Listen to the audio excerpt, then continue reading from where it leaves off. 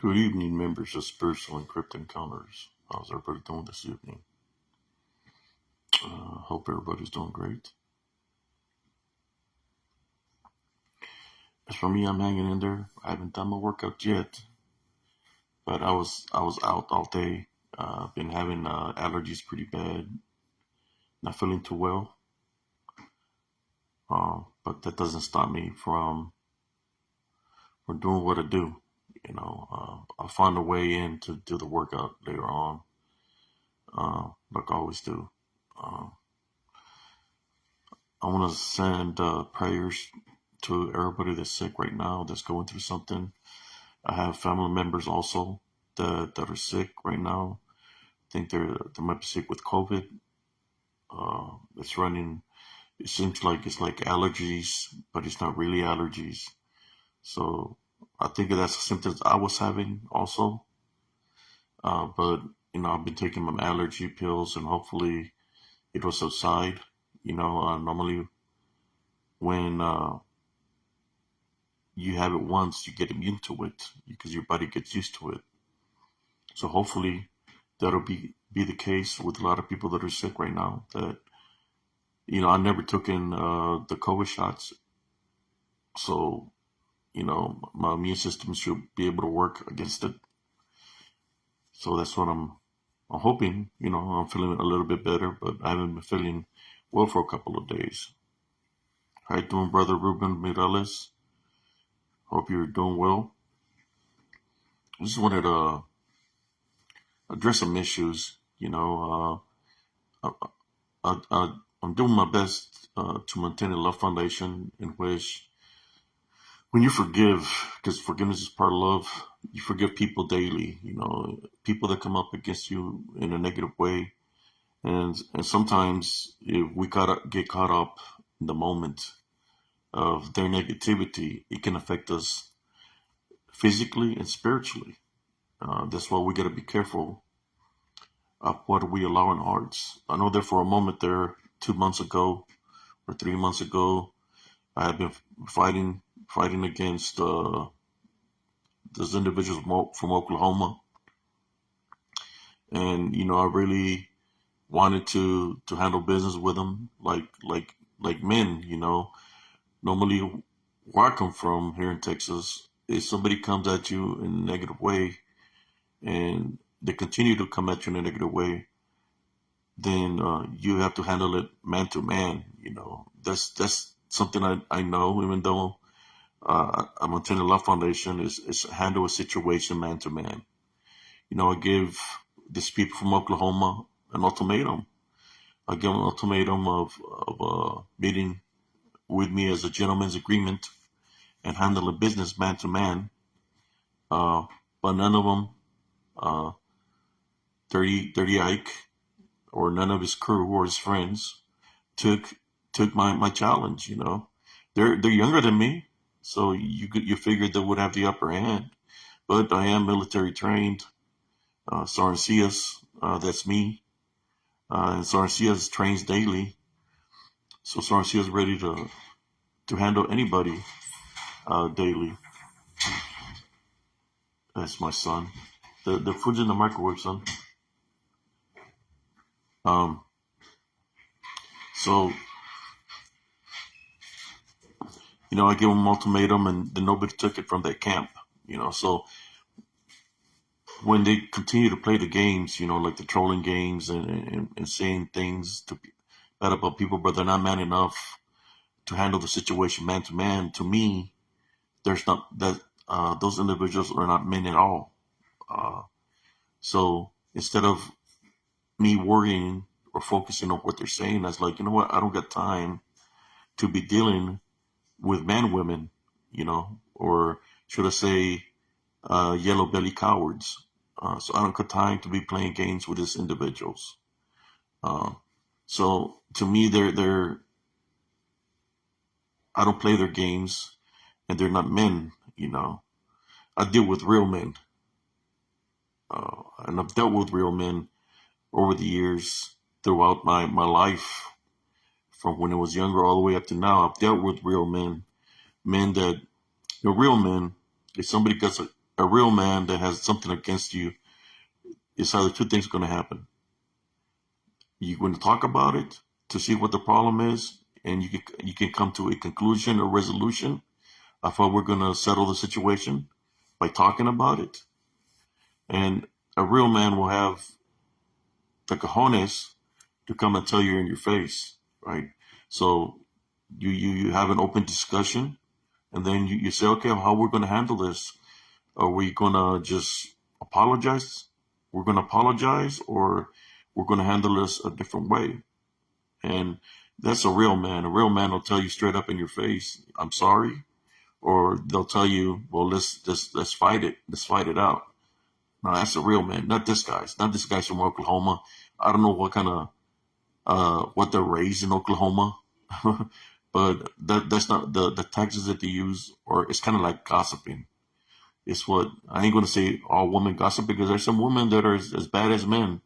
Because I knew some women like that were bad. That if somebody say something about them in a negative way, they was ready to fight. So I know women that I know women that are more man than those guys from Oklahoma. Just put it that way. There are more men. There are women here in Texas that are more men than the guys from Oklahoma. That if somebody says something offensive to them, they'll just handle business. They don't even want to talk. They'll handle the business. How you doing, cousin Tommy, sister Catherine Gay? How you doing? But basically, what I'm saying, when I see my name pop up dealing with what these individuals try to do to me by talking bad about me, trying to give me a bad reputation, I'm not worried about that.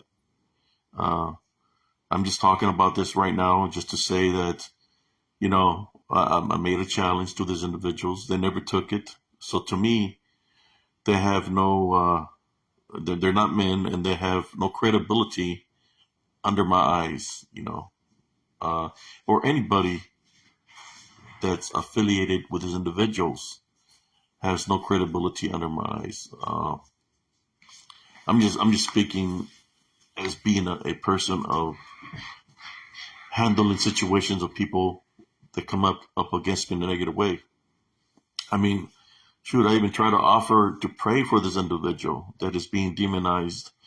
You could tell that he's being demonized. I'm going to tell you some of the things that happen when the household is being demonized. And if anybody's seen his videos in AI, you can see the infestation, the pestilence, infestation of roaches. And I'm more than sure that individual's house is infested with rats also. So if you look at his videos, sometimes you just see nothing but canned goods. It's because their household is infested with roaches and rats. So the only thing that they can eat without a rat jumping in the frying pan and pooping in there, or roaches landing in the food, is canned food. And if you see his videos, that's all they got is canned foods. Maybe they'll do a little cookout outside on the barbecue pit, because inside their home is infested with roaches and rats. That's when you know that somebody is being demonized. When the pestilence comes, when demon comes, pestilence comes, right? Like this guy is a joke. Dirty Ike, I just see him as a joke now. It's like he tries to say scriptures from the Bible, or verses, should I say, but then he's talking bad about people. Just like he tried to talk bad about me, and he still plays those games with people. I don't see why people even follow this guy. I mean, they have to be illiterate like him to follow him. That they don't. A smart person, right, or somebody that's some kind of intelligence or intellect, they'll be able to see the BS, right? The BS right off the bat. So I'm thinking that the only people that are following this guy is he, himself, and I, and all his profiles. It's just funny to me how I put the challenge out there. It's been already what, 2 months, 3 months, and nobody took that challenge. And I'm still waiting patiently to see who's going to take that Sarncia's challenge, and nobody took it. You know, I've seen some of these individuals that are affiliated with this guy come into Texas. I live right off of 35. Nobody took that challenge. Nobody contacted Sarncias to say I'm here to take that challenge because they're not man enough. But besides that, um, I guess the moral of that story is don't look too much into the games that people try to play with you. If they can't, this one when somebody come at me in a negative way, I go for the jugular. I just go for like, well, let's handle business to see what they're about. And when they don't take that challenge, then to me it's not worth my time. So that's why I haven't really be talking nothing about this losers from Oklahoma. Uh, I mean, you should see. I mean, I don't want you to see their videos because their videos suck. But if you look at sometimes when the videos, imagine this, like I'm making this video right now. Sometimes you see a roach is crawling on the wall. Uh, I remember they were doing a video in their truck, and roaches were crawling on their windshield. That's being infested or demonized, one of the two. Uh, but that's crazy when you have roaches crawling on the wall on your walls. And normally when something like that happens, brothers and sisters, in a home, it's either they don't keep their house clean. If they're infested with roaches, you figure there's two women in there. You got his sister wife, and I guess his daughter, and they can clean their house. And they're women. They rather do videos and focus on targeting on people than doing the woman's chores for their house. They keep the house dirty. This is the only solution I can think of, that the reason they have so many roaches is because they're dirty people. You know, dirty people, they keep their trash in the house. They don't want to clean, and that's why the house is infested with roaches. It's crazy. But they move the trash to the side just to make a clean the space. They move the trash to the side just to clean space to make a video. But just because they move the trash to the side doesn't mean that it's going to solve the problem of the roaches and the rats that they have in their home. And then that's why the roaches will jump in their lives and be crawling the walls and stuff. It's crazy. And you figure anybody that has roach infestation or a rodent infestation, they're going to do something about it. They're going to keep their house clean. They're gonna spray some poison to kill the roaches, or they're gonna set up traps uh, for the rats to die, or something. But I guess for these individuals, to them it's like they're like pets or something. I don't know. Or they're used to it. Living in the country. I know when I live in Elms Grove, there is mice because they're by the creek, and what travels through the creek, roaches. Uh, when the water rises, there's roaches, there's mice, there's all kinds of things that come up from the creek. So I know about that. That's the difference when you have a creek by your house that's nearby, that all these animals or these rodents are around, possums, raccoons, compared to somebody having their house dirty because they don't want to clean. And that's why I see when I viewed one video of AI, I've only one video that I viewed, I noticed the roaches crawling on the walls.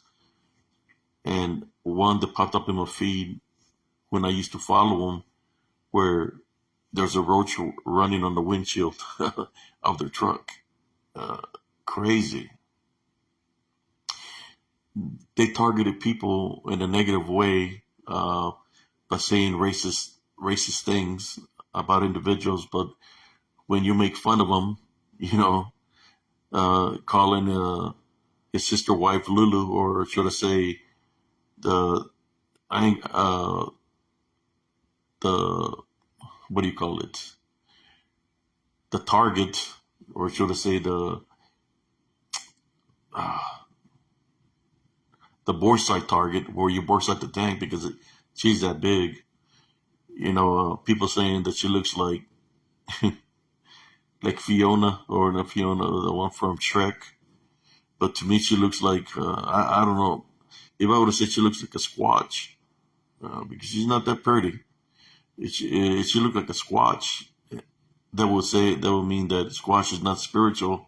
A Squatch would be in the flesh.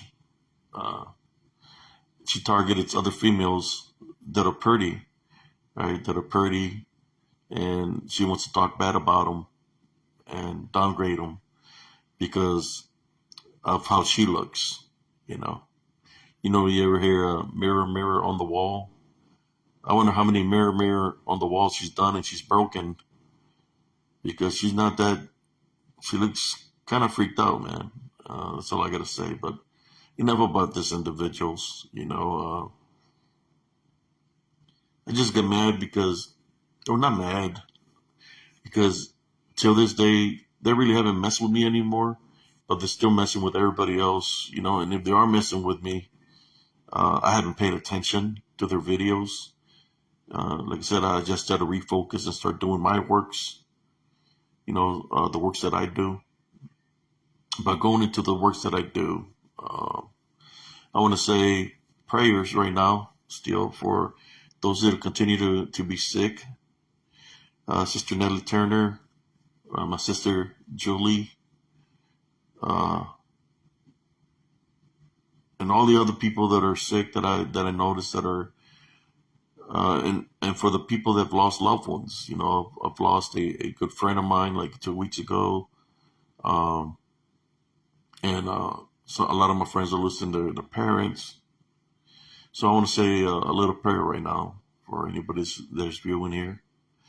Heavenly Father, at this time we'd like to pray for those that are sick, uh, or those that have lost a loved one. I want everybody to maintain their love foundation through what they're going through, not to be afraid, to place Jesus Christ first and call upon Him. So at this time we call upon you, Jesus Christ, uh, to heal, to protect those that are sick right now, Heavenly Father. We tie, bind, and rebuke any negative energies and forces that are causing them to be ill. We're placing heavenly crosses on their windows, on their doors, of wherever they're at. And we tie, bind, and rebuke any negative energies. We call upon you to send your heavenly angels, the Holy Spirit, to cleanse their homes, to do a sweep through the home and get rid of any negative energies at this time. Also, I would like to pray for those that have lost their loved ones, for you to guide their loved ones with your heavenly light, Heavenly Father, into your kingdom. This I pray in Jesus Christ's name. Amen.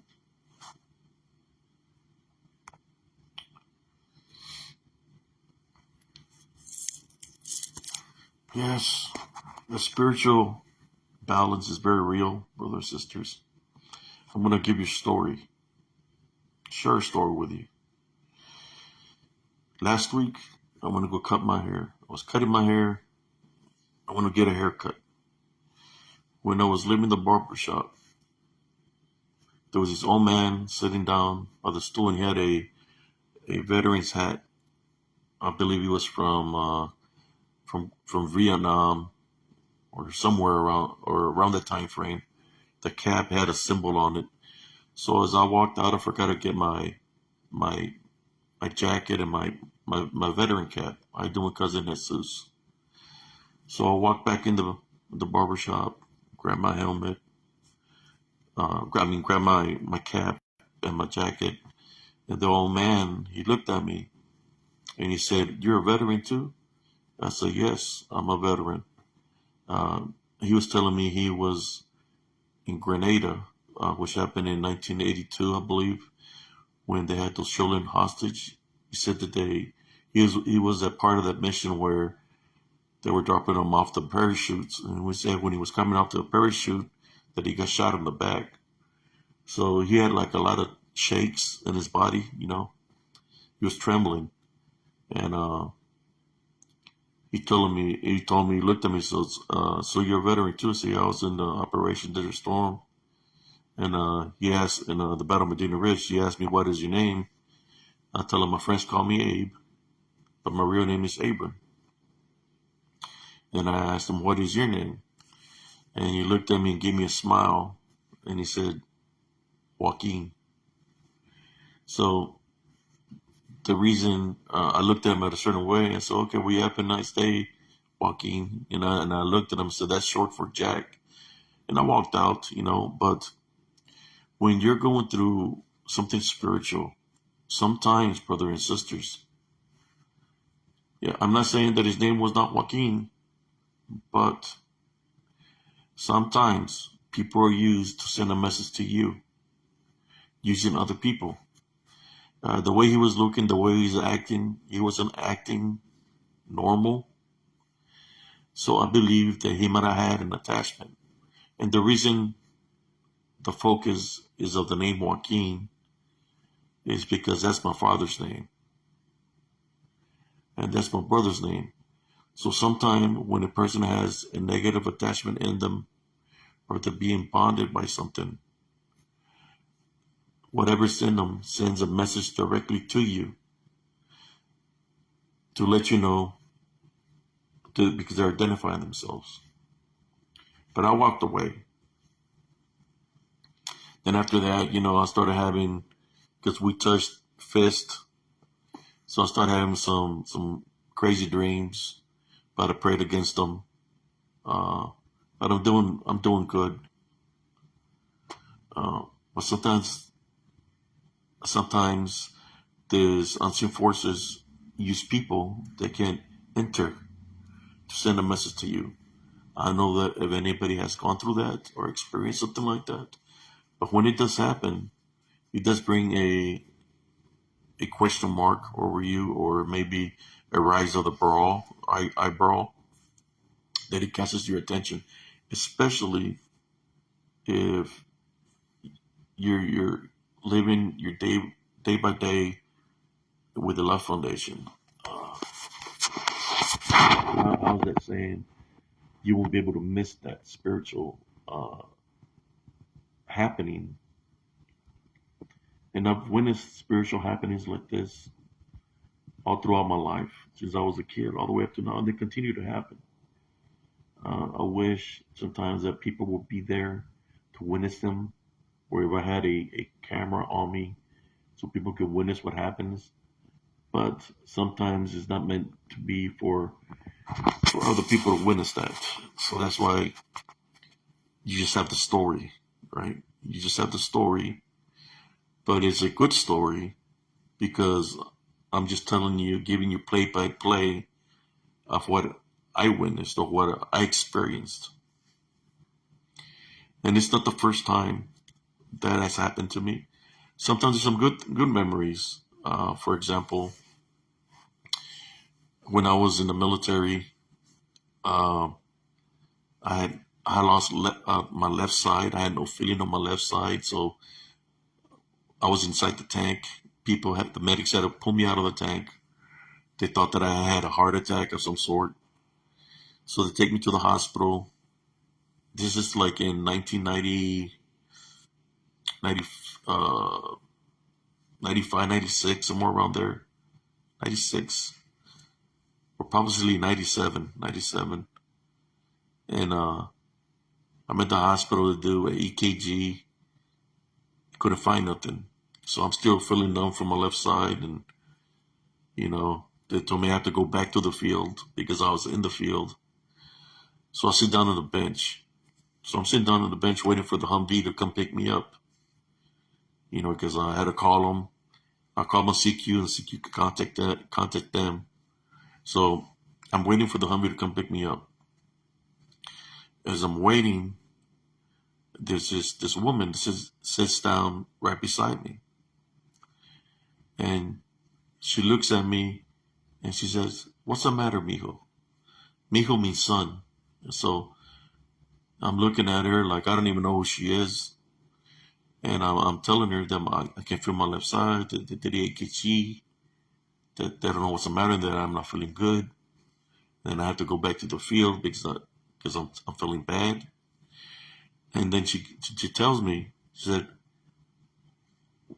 tells me, come with me, mijo. And normally when somebody calls you mijo in Spanish, that's kind of like your mother will call you that. So to me, what I'm sensing was my mother's spirit in this woman, that her spirit was in her trying to help me, to send me a message.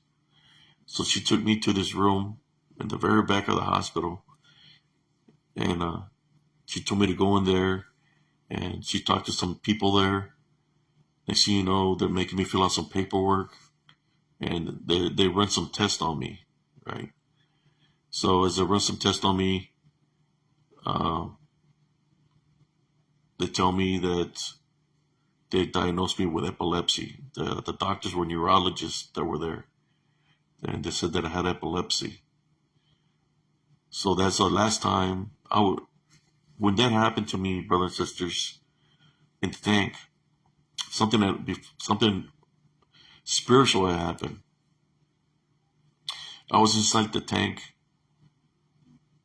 Yes, I'm doing better, cousin, from the spiritual attack in the woods. I was feeling some pain still on my back because, it weighed a lot, what jumped on my back, but I'm doing better. Um, when I was in the tank, I was pulling guard, you know, and this how happened. I had my CBC on, which is I was pulling radio watch, so they do a radio check from the tower every hour of the hour. So it'll be like, this is multi-use range. This is a multi-range tower during they do radio checks, right? Or do a radio check and to them, and you say this is, you say your tank name, or you say your should I say your company's name, or your battalion's name, right? Uh, to do the radio check. So that's what I was doing, pulling radio watch. So when I sat down on the loader seat, I don't remember nothing. It's when I wake up from the loader seat that my whole left side had given out. But what happened before that? What happened, brothers and sisters, before that was what was kind of freaked out. When I was pulling the radio watch, I heard somebody call me by my first name. They call me by my first name. And in the military, you're not called by your first name; you're called by your last name. So I take up my CBC help, and I'm listening, and then I hear my name being called again. So I step out of the tank and look outside, and I'm looking outside. What happened is I could see my vehicle just in the middle of the woods. My little vehicle with the lights on right beside my tank. And as I'm looking at the vehicle, I see myself inside the vehicle in BDUs, and I'm smiling, but that's no way that's me because I was in the tank. So I'm like, man, what? Something's playing games with me, and I'm looking at my vehicle and myself inside the car right beside the tank with the lights on. So I do the sign of the cross and I jump back inside the tank. When people talk about UFOs and they talk about what the aliens can do, well, you could say these demonic beings, they have those capabilities that they manifested, not just myself in BDUs, but they manifested my vehicle right beside my tank with the lights on. So I go inside in there and I start praying to our Father because I'm trying to figure out what the hell's going on. So as I pray to our Father and I pray, I go stand back up on top of the tank and I look outside. The vehicle is gone, and the Duplo hangar or whatever that manifested to look like me is gone. Right. This is on the Fort Hood training grounds. So I'm like just like confused, like trying to figure out what's going on, you know. So as I'm praying to our Father, this is what I hear. I hear my name being called again. But this time, as I heard my name being called, it sounded very loud, strong voice that sounded like thunder, that sounded like lightning, like the roar of the ocean, like earthquake. That strong of a voice that was created by Mother Nature itself. So I respond to the voice and I ask, "What do you want?" And the voice responded. This is what the voice said. Because I have a brother that was in jail. This is what the voice told me. Your brother is telling you the truth, because I was doubting him that he had a relationship with the Heavenly Father. Heavenly Father responded to me. He said he does have a personal relationship with me. He is speaking the truth to you. And then and he said, I asked him, "What do you want me to do?" And he said, "You don't have to be on the tanks no more. You don't have to be doing this job anymore." Uh, I said, I still got 2 more years to go, or 3 more years to go. And he said, "Have faith, have faith in me." And that was it. That's all I heard. Right. So I went to sleep.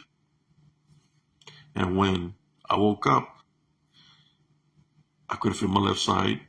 I went to talk to when did the EKG, the woman told me that I had epilepsy. So after they diagnosed me with epilepsy, brothers and sisters, I never stepped foot back on a tank again. For the last 2 years that was in the military, I did not step back on the tank. Like he said, have faith in me. He made things happen in a spiritual way that didn't have to be on tanks anymore. Uh, so I just maintained my faith and I just say followed through with what was being shown to me of what I had to do. You know, I had to be obedient and follow orders, because I believe he had a different calling for me. Now, the bigger question is when that happened to me, two things revealed themselves to me: the the part of the balance, the good and the bad, because the bad was there and the good was there.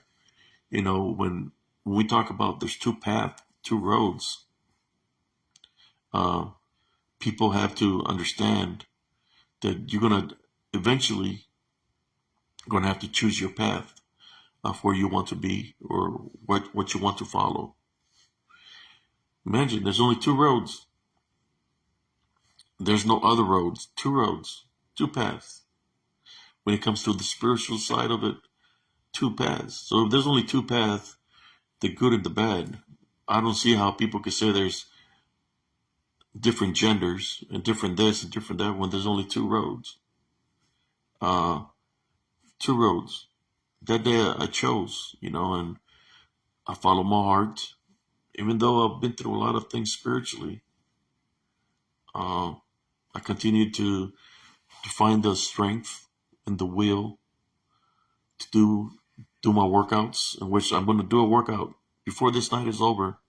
I'm going to do a workout for Thursday, because I have been asleep all day. But I will find the time to do my workout. But that day, brothers and sisters, a lot of things of holiness were shown to me. Even though that might have been something that might have been wicked, it was shown more of a holy presence around me from what happened to me in the hospital. I was guided, and when I was spoken to in the field before I went to the hospital, then after that, it's kind of like I never stepped back on the tank again, because I got a profile from the neurologist that told me that I could not wear a Kevlar. I could not be in the field. I couldn't be on tanks because the vibrations and all this would trigger the epilepsy.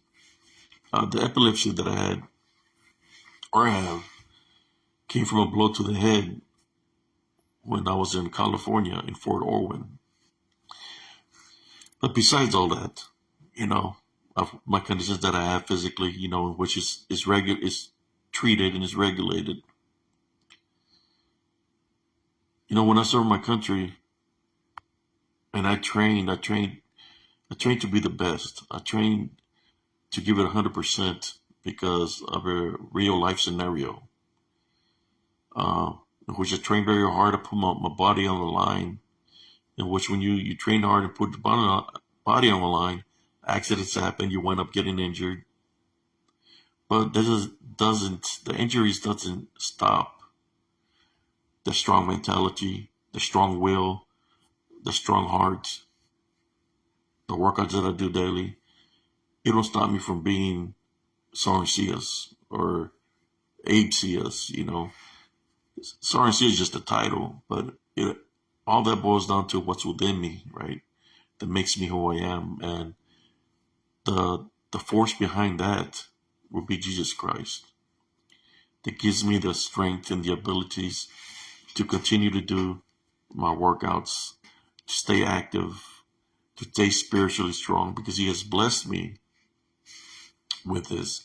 So all the credibility that I'm speaking of, it goes to Him, because He's the one that allows me to do these works. He's the one that allows me to go into these areas. I wanted to go to another area, but that's deeper into the woods, and that's in Chalkways Falls. If I were to go, I would need to go with another person, because I know for a fact in that area there's a lot of activity, and they really manifest there, that you're able to see them. When they manifest there, they're in dark shadow figures, but they look beastly. They do look like Bigfoots in that area. In Chalkways Falls, that's in Belton, Texas. But if I go there, I will want to go with somebody, maybe a volunteer to go with me, just in case something happens, But in that area was the area where I got shoved from the cliff or from the ridge. Ever since I've been shoved from that area, I never went back. Sometimes I'm not afraid to go back. I'm just, if I do go into the area, I got to make sure that I'm spiritual ready when I go. Because what's there knows what's within me, knows the goodness ain't with me. And it'll try to target me again. No difference than when I went out to the woods over here, or nearby where I live, that I got targeted out there, and you could literally say jump by something on my back that weighed me down. But how you doing, Sister Penny? Penny L.A. Shepherd, how you doing? Yes, the activity in Sharkridge Falls is it's a walking trail where you can go walk. There's a bridge, and there's some water, like a little fall. It's a pretty scenery, but there's a certain section when you cross a bridge, and there's some picnic tables that are in a circle. If you walk past that, you can feel the activity there already. When you would pass that, it's where if you follow the trail, they start following you. I believe, the shadow figures that are there, they hide behind the trees, and they peek behind the trees and look at you. You can see them running pretty fast on the trails. They're moving fast. They're not running. They move fast. So you're able, like me, since I'm spiritually gifted, I'll be able to see them. If I do have another adventure, it would be to go there, into that area, to see if I can capture them on video, so y'all can witness it for yourself. The only thing is, in that area, there's so much interference that it messes up my connection, that I might lose connection out there. That's the only reason that I haven't gone back out there. I need to buy me a camera that I will be able to download the video from my camera and put it on YouTube or Facebook. I'm thinking that would be the best bet for me. But I like doing the lives on Spiritual Encrypted Encounter. So if something happens, you're all able to see it through the connection of the live feed. Um, but there's a lot of activity like that here in Central Texas, brothers and sisters. And I'm more than sure because everybody's had some kind of spiritual experience dealing with the balance, with the yin and the yang. You've seen both sides of that spectrum of the yin and the yang. You got that, and then of course you got people. You know, there's certain people that they say stories, but they're not real stories. They're made up stories, and they do it just for the viewers to get the viewerships. Me, I talk about my life experiences of what I go through. And like I said, I'm willing to take anybody that wants to go to this area. There's a lot of areas here in Central Texas. You got this other area that's a hot spot. Maxwell Bridge. It's a hot spot there. There's an old uh, cemetery of veterans over there from back in the 1800s, or there's an old cemetery over there. I remember I was doing a detail when I was a sergeant. I had like 12, 14 people with me. We were doing trash detail, so our job was to clean the woods from trash. So we did that all day, and the sun was setting, and I told the soldiers to go to the Humvee because the Humvee was there to pick us up. So they all took a run into the Humvee. They were happy. They were jumping on the back of the Humvee, and I'm walking to make sure that everybody's there. I'm counting the people, doing the body count to make sure I got all the soldiers. So as I'm walking, I sense something. And when I look to my left, I see women that are dressed in old dresses from back in the day. And then I look to my right, and I'm being flanked by spirits. Spirits of women in old dresses and men in old suits from back in the day. They're walking alongside me, and they're looking at me like if they're, how should I say, ghost-like. So I'm, this gift has always been with me. So I'm looking at them, and I just do the sign of the cross, and I step up a little bit. Don't want to run to show signs of fear. So I just go ignore them and go to where I close the back of the Humvee, and I get into the passenger side of the deuce and half, and I tell the NCO that's there to pick it up to let's go. The reason I didn't want to show no signs of fear is because I don't want nothing to come and attach itself to me or to my soldiers. But there's a presence there, and I witnessed it. I seen him. Imagine if in that same location, when I was in the military, that's a land nav course. Because I did that course later on, and I recognized the area when I was NCO. I did a land nav course. That was one of the things you had to do, is a land nav with just a map and a compass to pass to become an NCO. So I did the land nav course, and would you have to do a little bit of math, find your coordinates and get to the locations. So I passed that land nav course, but that's the same location. And in the same location, soldiers will get lost. Now the question is, did they get lost because of the land nav course? Or did they get lost because of what I witnessed before I came in NCO of those ghost-like females and men that were flanking those part of the woods? Makes you wonder, right? But I haven't gone back to the location. Maybe one day I'll go there and do a video there. which is it's by Maxwell Bridge. Is you can get lost, brothers and sisters. Especially one thing is echoes. You know, it's if you don't have mark your trail or you have a map, you can easily get lost in the woods because everything kind of looks the same. So it's very easy to get uh, pull further, deeper into the woods. So what you do, if you walk a certain space in there, stand still. If at that time I was in the military, so you stand still in that location till help comes. If they're looking for you, because if you go further in, it'll be that much harder to find you. But luckily,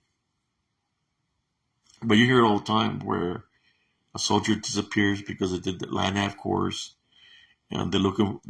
Sometimes they look for 2 3 days, and then they finally found them. But by then, it's too late because they don't have enough water in the body, enough food. They pass away. So by the time they find them, the they're already gone.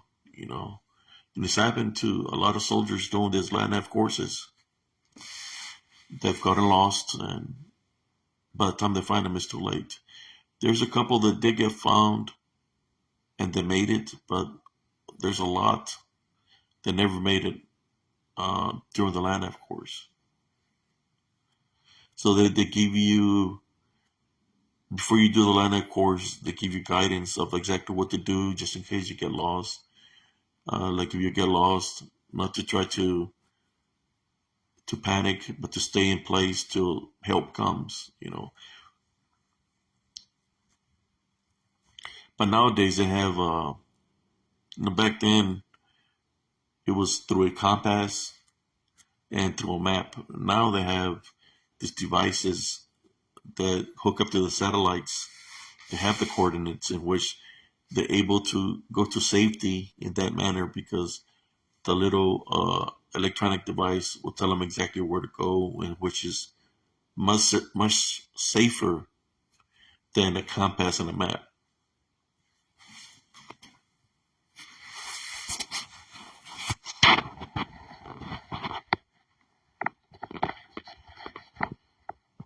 I'm just sharing a little bit of experiences with y'all, brothers and sisters.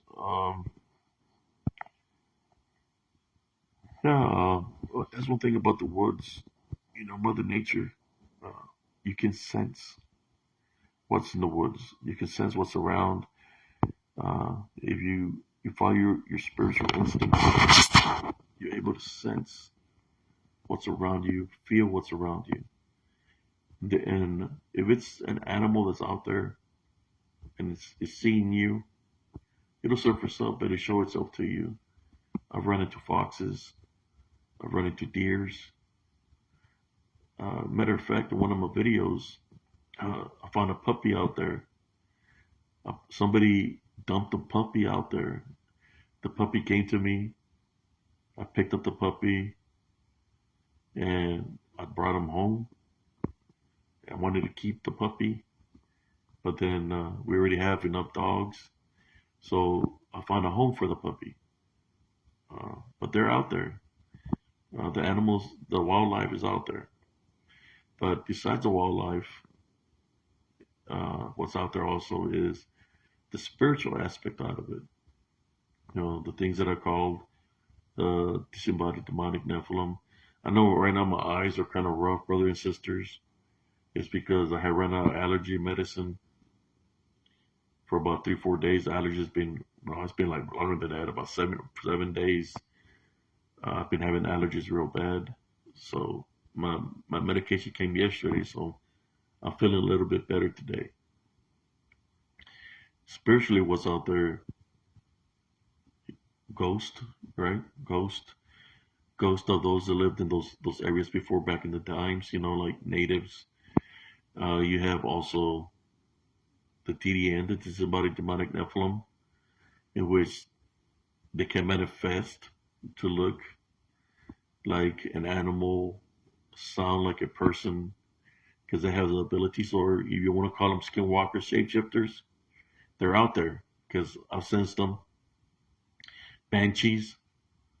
I think I was making a video at 3 in the morning, and I heard a banshee scream at me, made a scream towards me, and I believe I caught that on video, but I couldn't see the banshee. I just heard the noise it made.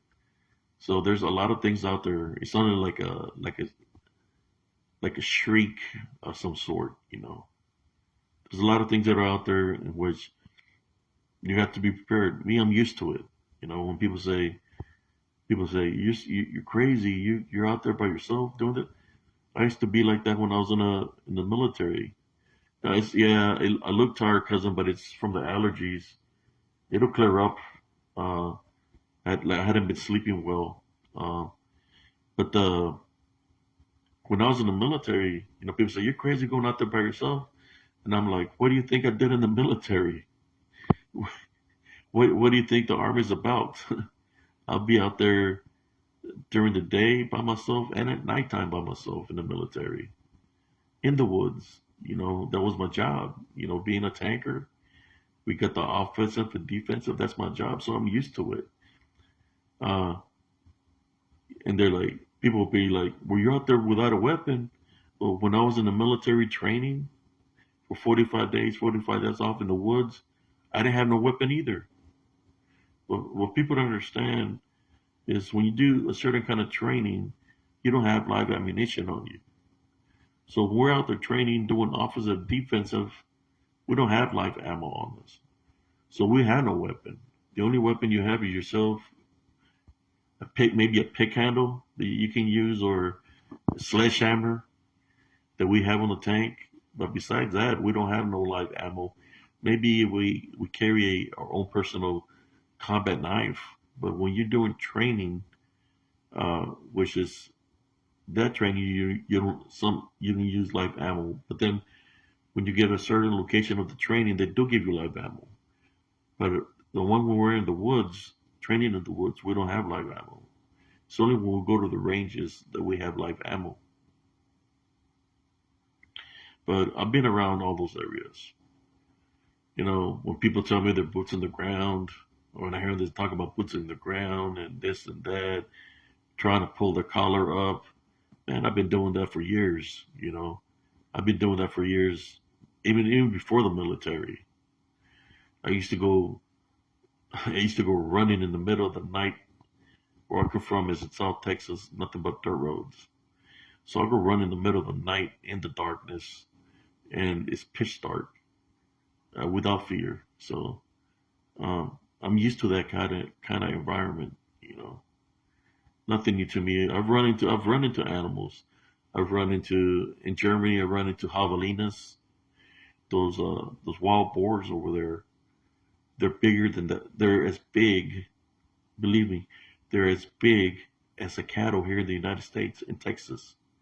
That's how big the wild boar is in Germany.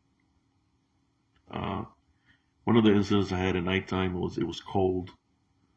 It was freezing. I'm literally in Germany. It was below zero, and I was out there training, and the tank had ice on it. I was pretending to be the enemy, right? So that was their job, to be the enemy, and I had to go use the restroom. So I jump off the tank. When I land, you can hear the ice crack. So I got my little pick handle to go dig a hole because I had no business. Back then, they didn't have porta potties. So I go dig a hole, break the ice, dig a hole. I'm fixing to handle business. As I squat down to handle business, I just hear this noise behind me. I hear, and I look around, and when I look behind me, I just see red eyes coming at me, and this like loud sound. It's echoing. I jumped up, ran, and I guess you could say at that time I was 19. I was scared. It got scared because I didn't know what was running at me. I literally jumped from the ground all the way to the back deck of the M60 without touching anything. Literally jumped, a vertical jump, and landed on the back deck. And when I landed on the back deck, You could see the back of the wild boar on the back of the M60. That's how tall the wild boar was. It was trying to gore me. Um, no, but that's one of the incidents of that I had of a real life animal, right? Or should yeah, animal. Another incident I have a real life animal that he tried to attack me. There was another incident I had with a wild boar in Germany. Was when I was pulling guard.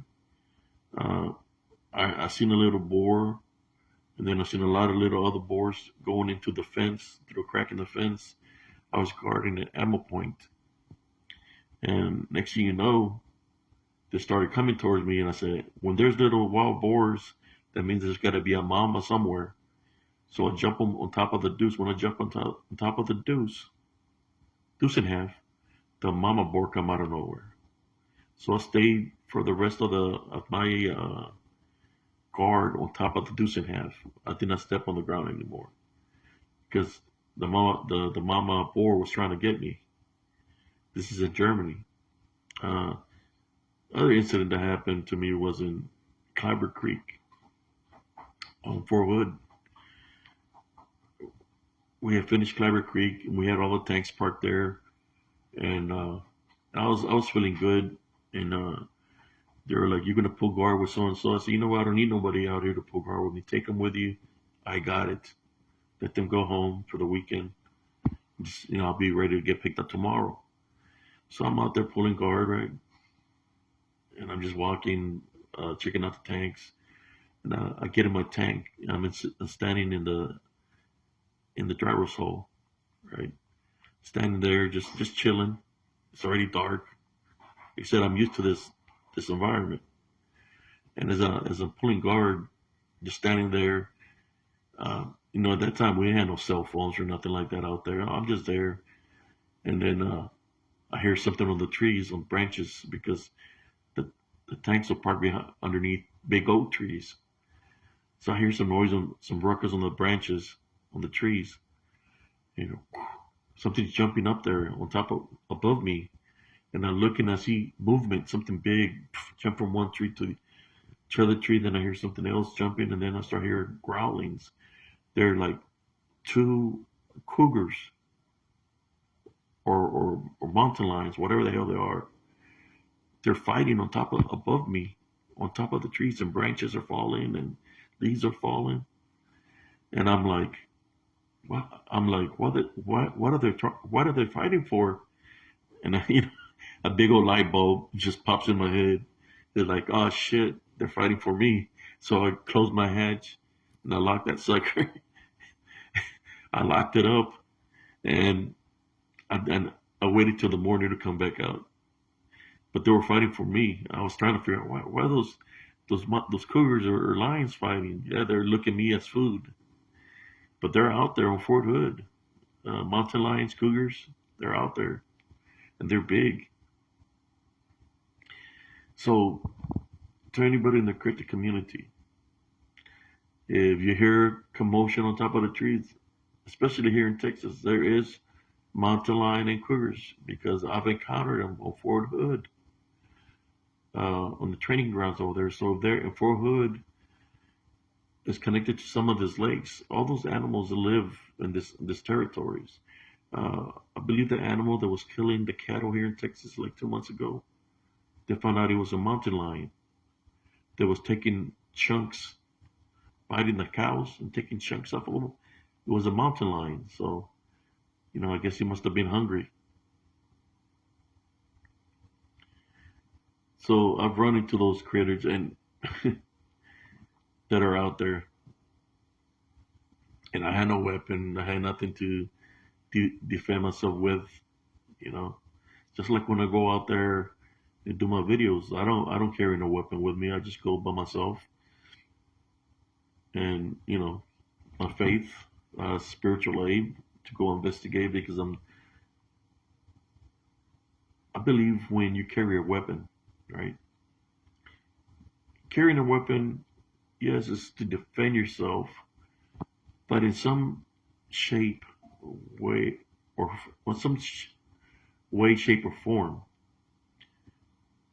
when you carry a weapon, it's kind of like a signature weakness, right? It's a signature of weakness because when you carry a weapon, it's to defend yourself. So somewhere within yourself, you don't have the, how should I say, the confidence to be able to handle a situation without a weapon. So in order to get some manhood in you, you have to carry your weapon with you, so you can feel bad or tough or safe or secure that you have a weapon with you. You know, you got to know one thing: these animals, just like the DDN or anything that's unseen in the spiritual aspect, they know that is one thing they do have in common. The spiritual aspect of this DDN or the Legion with animals, the one thing they have in common is they can sense fear, and they know you can wear you can wear a full body armor suit. You can have all kinds of weapons on you, but they know how to sense fear. So if they can sense fear on you, then that's the opening that they can use. They know they have an opening to attack you. They're either going to attack you. And I'm talking about animals and to the spiritual realm. They have the opening to attack you because they sense fear. They can sense it. They can feel it. So they know. They know if you're afraid or not. And I believe that's like a thing of insecurity. Not only is you know what you're out there looking for, and you're out there to kill something, in which you're on the hunt. I believe that's why the DDN and they manifest looking like werewolves or manifest looking like Bigfoots for the fear factor, to see if they can find a spiritual opening to attack, to attach themselves to you. Just like what happened to me 2 weeks ago when I was out there, that I fell way down, like something jumped on my, it felt like somebody jumped on my shoulders. It weighed me down, and I hadn't been feeling well for about a week. It took strength off of me. It took energy off of me, but I'm feeling better now. I'm just sharing a little bit of wisdom and knowledge with your brothers and sisters. Something that a lot of people don't talk about. Me, I talk about everything. It's kind of like this. When I was growing up or I was in the military, people say, if you see something, winning something, it just stays here within us because we're part of the military. We're not supposed to say nothing to anybody. Well, I'm not part of the military anymore. So that gives me an open book to be able to talk about all my experiences of the military or things that I've witnessed. Uh, there was government people sometimes if something happened to our tank. They came to me and they made me sign a piece of paper, and they told me you will never speak of this to anybody, or else we're going to come for you. You know, because I witnessed something with a tank. Maybe I'll share one day. I don't know. They told me if I share what I witnessed, that they will come for me. They were part of the government. They literally threatened me, not just me. We're former crew will witness something. They said if we say anything to anybody, they will come for us. So when you have jokers like that threatening you and you're part of the same government, is it really, what kind of government are you working for? If you got your own people with your own government because you're winning something, telling you to keep quiet or they're going to come for you. But what they don't understand is, uh, I could think the same way. Say, because you know how I train, up in the combat, if you're coming at me in a threatful manner as an enemy, well, I'm going to treat you like an enemy, in which my enemies are not here anymore. So that's what those people that were threatening me from the government don't understand of what I'm capable of doing, of where I've been in combat in the Battle of Medina Ridge, what I did. And I'm more than sure they understand that. They understand me now. Can you hear me now? Can you hear me now? So when you have people like that coming in, do y'all think, now going back to these people from Oklahoma, do you think I'm worried about a 30 uh, country hick Mike or Swamp, what's the guy's name? Uh, Swamp Waters or Swamp Doss? I ain't worried about those individuals. Those individuals don't know who the hell I am, and I don't think they want to know me that other way. That's why I train daily, brothers. Is getting older, but it's still within me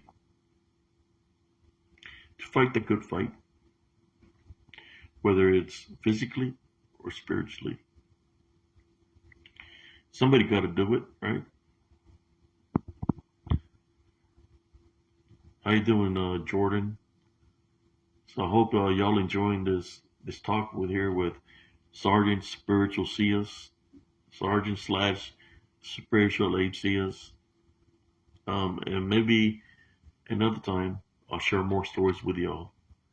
But I hope y'all enjoyed this live feed here.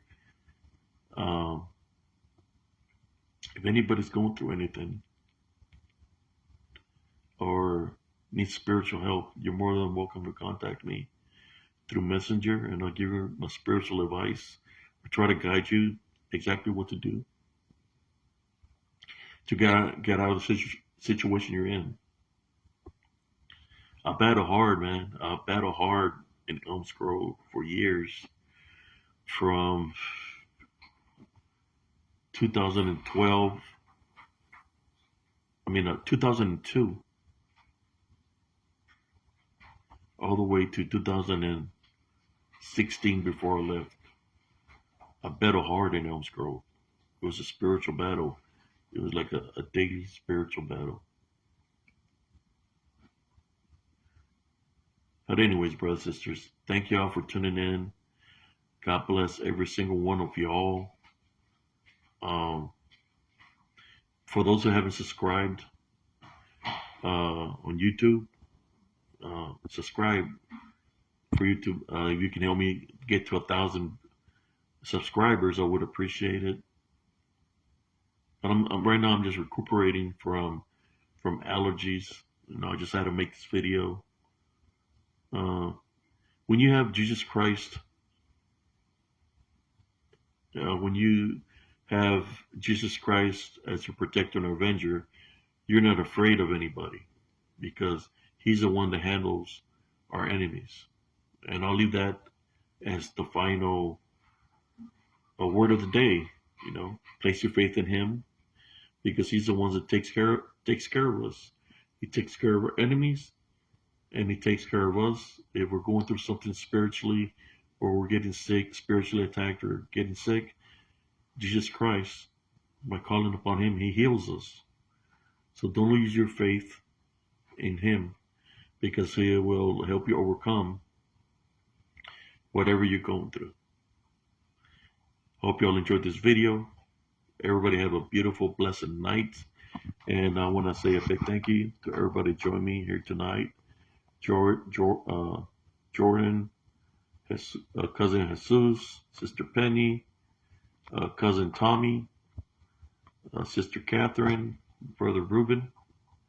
Thank you for tuning in, and God bless every single one of y'all. And everybody have a beautiful, blessed evening. Peace.